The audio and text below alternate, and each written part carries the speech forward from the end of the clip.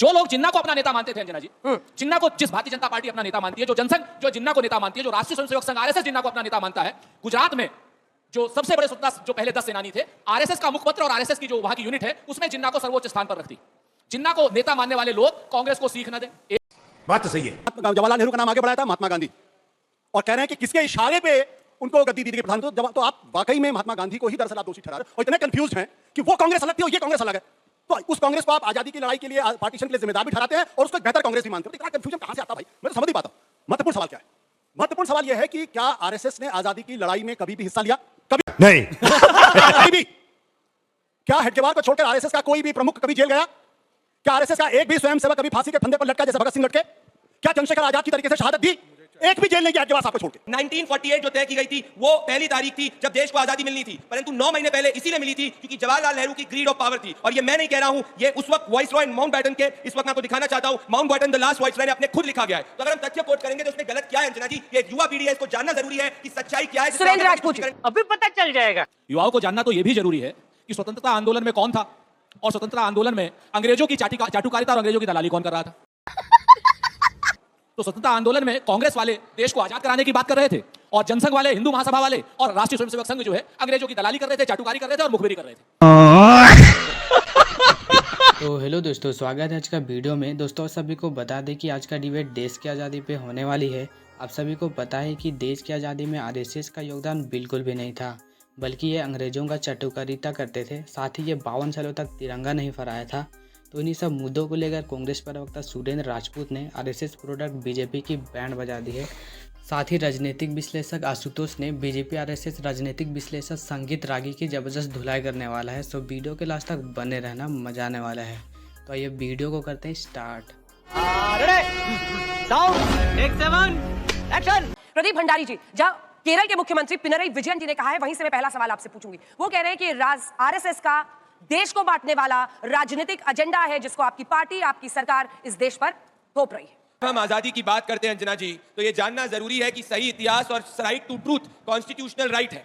और ये जानना हर युवा को जरूरी है कि जब आजादी हमें 15 अगस्त को मिली थी, उसके ठीक पहले देश के अंदर तुष्टीकरण की वजह से मासूम पीड़ितों को, मासूमों को किस तरीके से दर्द झेलना पड़ा था। ये फैक्ट है कि 2 करोड़ हिंदू और सिख विस्थापित हुए थे। ये फैक्ट है कि 10 लाख से ज्यादा हिंदू, सिख और माइनॉरिटीज जो है उनको पीड़ित झेलना पड़ा था, और 50,000 से ज्यादा हिंदू और सिख महिलाएं जो है उनके साथ में दुष्कर्म और रेप हुआ था। तो अगर ये पीड़ित है और शोषित है, अगर इनकी हम बात करें तो मेरे हिसाब से सत्य है और ये देशहित में है, जिससे कि हमारी जो यूनिटी है आगे चल के कभी भी कोई ऐसी तुष्टीकरण की राजनीति को नहीं स्वीकारे। अब ये सत्य है कि कांग्रेस पार्टी जो है वो इस देश के पार्टीशन के लिए जिम्मेदार है। खाओ मां कसम। और मैं सिर्फ फैक्ट्स कोट करूंगा। एमके नायर जो सेक्रेटरी थे सरदार पटेल के, उन्होंने ये कहा था कि जवाहरलाल नेहरू ने इस देश के ऊपर पार्टीशन को थोपा था, और जब सरदार पटेल ने इसका विरोध किया था तो जवाहरलाल नेहरू ने सरदार पटेल को इंग्लिश में कहा था, you are a communal person, you will never understand it. तो अगर सरदार पटेल को कांग्रेस पार्टी कम्युनल कह सकती है तो ये फिर हर सच्चाई को कम्युनल कह सकती है। हाँ। और ये 10 सेकंड में अपनी बात कंप्लीट करूंगा अंजना जी। अलग अलग बुक्स की रेफरेंसिंग में, भले guilty man of India's partition, ये राम मनोहर लोहिया जो सबसे बड़ी समाजवादी नेता थे, वो लिखते हैं कि नेहरू की अपॉर्चुनिटी सीकिंग और हिपोक्रेसी की वजह से और जिन्ना की वजह से देश का पार्टीशन हुआ। और आप जानते हैं कि 1948 के अंदर, मेरे पास लेटर है वाइसरॉय के, और उस लेटर के हिसाब से 1948 जो तय की गई थी वो पहली तारीख थी जब देश को आजादी मिलनी थी, परंतु 9 महीने पहले इसीलिए मिली थी क्योंकि जवाहरलाल नेहरू की ग्रीड ऑफ पावर थी। और ये मैं नहीं कह रहा हूं, ये उस वक्त वाइसरॉय माउंटबेटन के, इस वक्त मैं आपको दिखाना चाहता हूं, माउंटबेटन द लास्ट वाइसरॉय ने अपने खुद लिखा गया है। तो अगर हम तथ्य कोट करेंगे तो उसमें गलत क्या है अंजना जी? ये युवा पीढ़ी है, इसको जानना जरूरी है कि सच्चाई क्या है। सुरेंद्र राजपूत की राजनीति ना हो। ये कह रहे हैं ये युवा पीढ़ी है, इनको सच्चाई तो जानना चाहिए। जिस वक्त इस देश का जन्म हुआ, कौन जिम्मेदार था उस बंटवारे के? अभी पता चल जाएगा। 2 मिनट। बात तो सही कही अंजना जी इन्होंने कि युवाओं को जानना बहुत जरूरी है। युवाओं को जानना तो यह भी जरूरी है कि स्वतंत्रता आंदोलन में कौन था और स्वतंत्रता आंदोलन में अंग्रेजों की चाटुकारिता और अंग्रेजों की दलाली कौन कर रहा था। तो स्वतंत्रता आंदोलन में कांग्रेस वाले देश को आजाद कराने की बात कर रहे थे, और जनसंघ वाले, हिंदू महासभा वाले और राष्ट्रीय स्वयंसेवक संघ जो है अंग्रेजों की दलाली कर रहे थे, चाटुकारी कर रहे थे और मुखबिरी कर रहे थे। देखा आपने लापरवाही का नतीजा है। तो देश को तो यह जानना आवश्यक है, इतिहास में यह जाना चाहिए, इसमें कहीं कोई दो राय नहीं। मैं प्रदीप भंडारी का समर्थन करता हूं। जो लोग जिन्ना को अपना नेता मानते थे अंजना जी, जिन्ना को जिस भारतीय जनता पार्टी अपना नेता मानती है, जो जनसंघ जो जिन्ना को नेता मानती है, जो राष्ट्रीय स्वयंसेवक संघ आरएसएस जिन्ना को अपना नेता मानता है, गुजरात में जो सबसे बड़े स्वतंत्रता जो पहले 10 सेनानी थे, आरएसएस का मुखपत्र और आरएसएस की जो वहां की यूनिट है उसमें जिन्ना को सर्वोच्च स्थान पर रखती। जिन्ना को नेता मानने वाले लोग कांग्रेस को सीख न दें, एक बात। दूसरी बात, एक फैक्ट बहुत जरूरी है बच्चों आपको जानना। ये लोग तो विरोध में थे, मान लीजिए बंटवारे के, विभाजन की विभीषिका हुई थी, और 15 तारीख को जो हमारी कैबिनेट बनी थी उसमें इनके पितृ पुरुष श्यामा प्रसाद मुखर्जी मंत्री थे। मंत्री क्यों बने थे भाई? अगर आप दुखी थे, आप अगर विभाजन के विरोध में थे, क्यों मंत्री बने थे जवाहरलाल नेहरू के साथ में? नंबर 1। यही नहीं, अभी और सुनिए। नंबर 2, वो जनसंघ जो ये कहती थी अंग्रेजों से, सावरकर साहब का कोट है, वो ये कहती थी कि साहब हिंदुस्तान को आजाद करो तो नेपाल के राजा के अंडर में कर दो। अगर इनकी चलती, भाजपा वालों की चलती, तो आज जो है नेपाल का राजा हमारा राजा होता।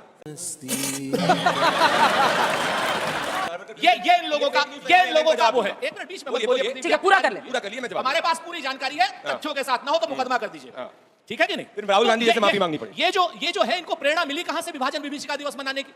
भाई किसी के घर में बच्चा होता है तो सोहर गाया जाता है, अंजना जी, गाया जाता है ना। प्रसव पीड़ा दिवस तो नहीं मनाया जाता ना। भारतीय जनता पार्टी वाले 14 तारीख को जब बिरयानी खा के हमारे मोदी जी वहां से आए, मोदी जी वहां से आए बिरयानी खा करके, और वहां से ले आए विभाजन विभीषिका दिवस। और इसको आप फैक्ट को चेक कर लीजिए कि जब मोदी जी पाकिस्तान से बिरयानी खा करके आए थे, उसके बाद इन्होंने विभाजन विभीषिका दिवस मनाया, उससे पहले तो नहीं मनाया। तो ये सारी की सारी चीजें जब आप देखते हैं कि मोदी जी और आपके क्या नाम नवाज शरीफ साहब बिरयानी खाएं और यहां पर विभाजन विभीषिका दिवस मनाएं, इन्हें किसी ना किसी रूप में अपने पितृ पुरुष जिन्ना को याद करना है। सही पकड़े हैं। जिन्ना को याद करने के लिए आप बंटवारा दिवस मना रहे हैं। वाह जी सुरेंद्र जी, छोटा सा वाह। पिराने मेहमान। कांग्रेस पार्टी को बनाया ही एक अंग्रेज एओयू में है, असली अंग्रेज के दलाल जो है जिसको कांग्रेस ने बनाया, वो बात कर रहे हैं भैया। गूगल करिए किसने कांग्रेस पार्टी को बनाया। एक ब्रिटिशर एओयू ने कांग्रेस पार्टी को बनाया। दूसरी फेक न्यूज, वीर सावरकर कभी जनसंघ का हिस्सा ही नहीं थे, वीर सावरकर को कोट कर रहे हैं। तीसरी बड़ी बात, भैया 2019 में सर्जिकल स्ट्राइक हुई थी, ये 2022 से बनना शुरू हुआ है। क्या बात कर रहे हैं? इतना पाकिस्तान की तरफदारी करने लग गए, पोस्टर बॉय बन गए कि यही नहीं पता सर्जिकल स्ट्राइक कब हुई और कब पार्टीशन विभीषिका दिवस की बात हुई। मैं बड़ी बात कहूंगा, क्या हिंदू, सिख और माइनॉरिटीज पीड़ित नहीं थे? क्या उनके साथ में धार्मिक रूप से प्रताड़ना नहीं हुई थी? क्या ये हमको जानने का अधिकार नहीं है? ये हमको जानने का अधिकार है। सवाल ये है कि कांग्रेस पार्टी जो अफजल गुरु वाले कन्हैया कुमार के साथ में खड़े हो जाती है जेएनयू के अंदर, वहां उस दिवस को उनको बनाने के लिए तैयारी है। अफजल तेरे कातिल शर्मिंदा होंगे, आतंकवादी, परंतु आतिशन के पहले पार्टीशन की बात करना इनके लिए नहीं है। क्यों? क्योंकि पीड़ित हिंदू और सिख और माइनॉरिटीज थे, जिससे इनकी वोट बैंक की राजनीति खराब होती है। अच्छा, मैं ओपन चैलेंज करना चाहता हूं, आप सभी युवा बच्चे हैं, युवा हैं, नौखाली के अंदर पूरी की पूरी तरीके से हिंदुओं को चुन चुनकर मारा गया था। कांग्रेस पार्टी ने कभी भी 70 सालों में इस दर्द को और इस सच्चाई को क्यों नहीं स्वीकारा? सच स्वीकारना ये हमारा कर्तव्य धर्म है, परंतु कांग्रेस नहीं करती है, क्योंकि जब भी इसका वोट बैंक मिलता है इसको दिक्कत 5 होती है। सेकंड का इसका जवाब वो कह रहे हैं कि आप सच से कब तक भागेंगे? ये बच्चे इतिहास क्यों न जाने? अभी मजा आएगा ना भिड़ो। बच्चे ये इतिहास जाने, नोआखाली का भी इतिहास जाने। जब वहां हिंदू मुसलमान दंगे हो रहे थे बच्चों, तो महात्मा गांधी वहां पर दंगे शांत कराने जा रहे थे। ना सावरकर गए, ना श्यामा प्रसाद मुखर्जी गए, ना बलराज मधोक गए, अटल जी की तो गिनती नहीं थी, और ना क्या नाम दीनदयाल उपाध्याय गए। हम तो शांत कराने वाले लोग हैं या आग लगाने वाले लोग हैं? नंबर 1। और नंबर 2, व्हाट्सएप यूनिवर्सिटी का ज्ञान अंजना जी सिर्फ 2 सेकंड में अभी कह रहे थे, पता नहीं अभी अमित शाह जी बोल रहे थे। अरे वो अमित शाह जी बोले, सूप बोले तो बोले, क्या बोले, छन्ना जिस 72 छेद, जो सरदार पटेल को 1960 तक जिंदा रखते हो, उनका आप इतिहास ज्ञान क्या करेंगे? सरदार पटेल को आप लोगों ने प्रधानमंत्री नहीं बनने दिया। आज के सरदार पटेल का सबसे बड़ा स्टैचू हम बनाए, जिसका विरोध आपने किया। हमें तो क्या बात कर रहे हैं? हमें तो डांट देंगे। सरदार पटेल मेरे खिलाफ जो बोलना है बोलिए, मेरी पार्टी के खिलाफ बोलना है, सरदार पटेल के खिलाफ ना बोले। अरे जली ना, तेरी भी जली ना। हम अमित शाह के खिलाफ बोल रहे, सरदार पटेल के पीछे कहां छुपते हो? अमित शाह जी 1960 तक सरदार पटेल साहब को जिंदा रखे हुए थे, उन्होंने बाकायदा बयान दिया। ऐसे लोगों की ऐसी व्हाट्सएप यूनिवर्सिटी फेक न्यूज है, संसद में बोला था, वीडियो। हाँ बेटा, लगता है तुम गू खा के ही मानोगे। संसद में बोला था 1960 तक सरदार पार्टी कर रहे थे जब हिंदू और सिखों को मारा जा रहा था पार्टीशन के समय। नेहरू जी तो अपने पार्टी में व्यस्त थे। तरीके के लोग, व्हाट्सएप ज्ञान वाले लोग, ये क्या बोलेंगे आकर के? जो लोग अंग्रेजों की चाटुकारिता कर रहे थे, अंग्रेजों को बनाने वाले हिंदुओं को डिसबैंड कर देना चाहिए आजादी के बाद। ये क्या बोलेंगे? आप क्या बोलोगे? एक तथ्य नहीं कोट कर पाए। व्हाट्सएप बताओ, मैंने कौन सी बात कर रहा हूं? एक्चुअली गलत बोली। बताओ सुरेंद्र, कौन सी एक आदमी बताए जो सरदार भगत सिंह का वकील था, आसफ अली, कांग्रेस का आदमी। संघ वाले क्या कर रहे थे? आप बोल, कोई बताए? मैं बताता। चंद्रशेखर को मारने वाला मुखबिर, संघ का आदमी। Fake news. कौन है? बवासीर। कैसी बातें कर रही है? Fake news. सबसे बड़ी चीज कोट करिए। नहीं ऐसे नहीं चलेगा। यशपाल की किताब को बिल्कुल मैं कह रहा हूं, कोट करिए उस किताब के अंदर से, कोट करिए उस किताब से। थी। आपको जानना चाहिए, ये आज की पीढ़ी को जरूर जानना चाहिए कि 15 अगस्त 1947 को भारत का विभाजन हुआ है, 14 अगस्त को पाकिस्तान बनता है, और बाउंड्री जो पंजाब के अंदर पाकिस्तान से हमारी जो डिसाइड होती है, उसका निर्णय किस दिन होता है मालूम है? 17 अगस्त 1947 को। यानी विभाजन सत्ता के लिए नेहरू ने साइन कौन किया था विभाजन के दस्तावेज पे? सावरकर साइन करने गए थे, हिंदू महासभा साइन करने गया था, श्यामा प्रसाद मुखर्जी साइन करने गए थे, राष्ट्रीय स्वयंसेवक साइन करे, मुस्लिम लीग ने उस विभाजन के दस्तावेज पर हस्ताक्षर किए, नेहरू ने उस विभाजन के दस्तावेज पर हस्ताक्षर किए, कांग्रेस पार्टी और मुस्लिम लीग इसके जिम्मेदार थी। और 2 नेशन थियरी 1887 और 1886 सर सैयद ने शुरू किया था। सावरकर के नाम पर ये थोपते हैं। सावरकर ने जिस दिन ये छपा था उसके 2 ही दिन बाद प्रेस कॉन्फ्रेंस करके कहा था हम अखंड भारत के लिए है, क्विट इंडिया मूवमेंट के साथ। इसलिए नहीं जनसंघ खड़ा हुआ था कि 1 मई 1940 को गांधी ने कहा था इस देश में मुस्लिम राष्ट्र में पसंद है। माँ खराब हो जाएगा, मैं माँ अम्मा बहन पे आ जाऊंगा, मैं इनकी अम्मा बहन पे आ जाऊंगा। ब्रिटिश शासन चला जाए तो चला जाए, ऐसे के साथ ना अंबेडकर खड़े थे न हिंदू महासभा। और एक बात और मैं जोड़ देना चाहता हूं, कांग्रेस पार्टी कभी भी अखंड भारत के पक्ष में नहीं थी। बार बार कहते हैं कि जाकर के अरे नोआखाली में आप चले जाते हैं जहां पर कत्लेआम हो रहा है, पाकिस्तान क्यों नहीं गांधी गए थे? ये पूछ सकता है ये देश कि जहां हिंदुओं का कत्लेआम मचा हुआ था वहां पर उसको बचाने के लिए कौन पार्टी खड़ी थी? सारे ये कांग्रेसी भाग गए थे। वहां कौन हिंदुओं की सुरक्षा कर रहा था? आर्य समाज, हिंदू महासभा, राष्ट्रीय स्वयंसेवक संघ, ये लोग हिंदुओं की सुरक्षा में लगे हुए थे। ये सारे कांग्रेसी चट्टे वहां से भाग करके आए थे। और 2009 तक तो इनके कांग्रेस के अध्यक्ष जो है वो ब्रिटिशर हुआ करते थे। ये क्या बात करेंगे? झूठ बोलो, बार बार झूठ बोलो। आजादी की लड़ाई, वो कांग्रेस और ये इंदिरा की कांग्रेस और इटालियन नेहरू कांग्रेस, ये तीनों में बहुत बड़ा अंतर है। आज का कांग्रेस वो कांग्रेस नहीं है जो गांधी जी ने तो कहा था कि इस कांग्रेस को विसर्जित कर दो, लेकिन नेहरू को सत्ता। नेहरू किसके संपर्क में थे? ये मैं सवाल आज खड़ा कर रहा हूं, आज तक किसी ने सवाल नहीं। नेहरू क्या चर्चिल के संपर्क में थे? क्या गांधी ने मजबूरी में उनको उस जगह पर हाथ दिलवाया, प्रधानमंत्री बनवाया? ऐसी कौन सी मजबूरी थी जो कांग्रेस पार्टी में नेहरू को जाया? जबकि सारी की सारी कांग्रेस की वर्किंग कमेटी में से एक भी वर्किंग कमेटी कांग्रेस पे नेहरू के साथ नहीं खड़ा का। कौन सी ऐसी विदेशी ताकतें थी जो कांग्रेस पार्टी में प्रधानमंत्री को प्रधानमंत्री के रूप में पंडित जवाहरलाल नेहरू को खड़ा किया? क्या कांग्रेस पार्टी के नेहरू किसी विदेशी ताकत के साथ अलायंस में उस समय बात कर रहे थे? आशुतोष जी, अब जो तमाम सवाल वो खड़े कर रहे हैं, अगर आप उस पर जवाब देना चाहें तो वो दें। लेकिन अगर विभाजन विभीषिका दिवस यानी आम भाषा में जनता के लिए बताएं तो बंटवारे का जो दर्द है इस देश का, उसके लिए एक दिन अलग से रखा गया है कि बच्चे समझे, उसमें क्या गलत है? लेकिन बीजेपी कांग्रेस पार्टी को सीधा इसके लिए जिम्मेदार ठहरा रही है। अभी बता दे भाई, अभी बता दे। अभी आपकी इस डिबेट में एक महापाप किया गया है। गांधी जी को विदेशी एजेंट घोषित कर दिया गया है। किसी ने नहीं कहा है, गलत बात मत बोलिए। आपको बीच में नहीं बोला, गलत बात मत बोलिए। मैंने आपका नाम भी नहीं लिया। देश की जनता को गुमराह नहीं कर सकते। मैंने आपका नाम भी नहीं लिया। नेहरू को लेकर के कहा था कि आखिर क्या कारण था, कौन किसके साथ अलायंस है? अब वो बोल ले। मैंने तो इनका नाम भी नहीं लिया, चोट की दाढ़ी में मैं बोल भी नहीं सकता। अभी क्या बोला? किसके इशारे पे? कौन थे जिन्होंने जवाहरलाल नेहरू को अपना उत्तराधिकारी घोषित किया? उनका नाम था महात्मा गांधी। किन्होंने जवाहरलाल नेहरू का नाम आगे बढ़ाया था? महात्मा गांधी। और कह रहे हैं कि किसके इशारे पे उनको गद्दी दी गई प्रधानमंत्री? तो आप वाकई में महात्मा गांधी को ही दरअसल आप दोषी ठहरा रहे हो और इतने कंफ्यूज्ड हैं कि वो कांग्रेस अलग थी और ये कांग्रेस अलग है। तो उस कांग्रेस को आप आजादी की लड़ाई के लिए, पार्टीशन के लिए जिम्मेदार भी ठहराते हैं और उसको एक बेहतर कांग्रेस भी मानते हैं। तो इतना कंफ्यूजन कहां से आता भाई? मैं तो समझ नहीं पाता। बात तो सही है। महत्वपूर्ण सवाल क्या है?